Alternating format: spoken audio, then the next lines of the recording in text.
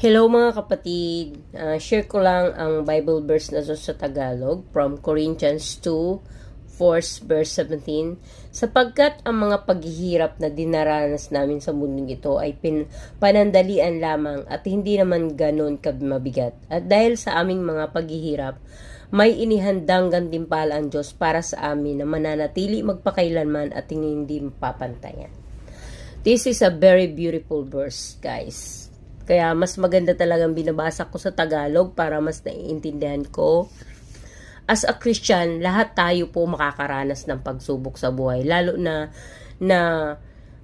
pagbago ka pa lang na Christian, nandyan lahat yung temptation, inaalaw ni God yung temptation at hindi galing yun kay God, kay Satan. Inaalaw ni God ang temptation para subukin tayo yung pananampalataya natin kung hanggang kailan tayo sa Kanya, kung susuko ba tayo or lalayo ba tayo sa ating Panginoon.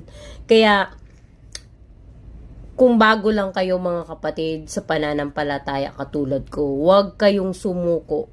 Kung ano man po yung mga pinagdadaraanan natin pagsubok sa buhay, huwag tayong susuko.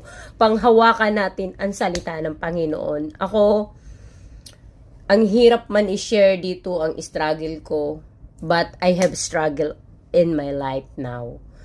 Pero, pinangahawakan ko yung salita ng ating Panginoon na hindi niya ako pababayaan sa laban na to.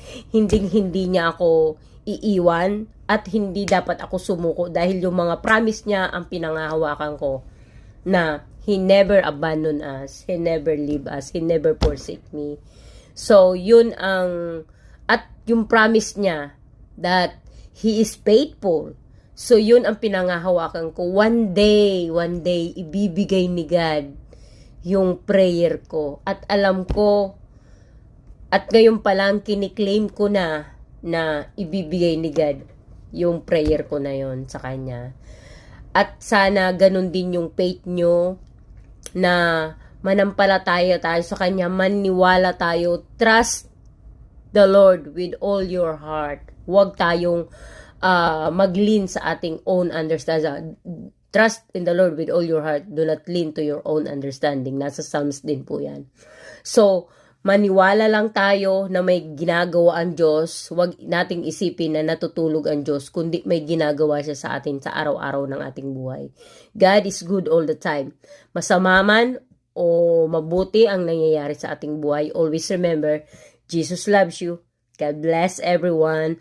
2 Corinthians 4 verse 17.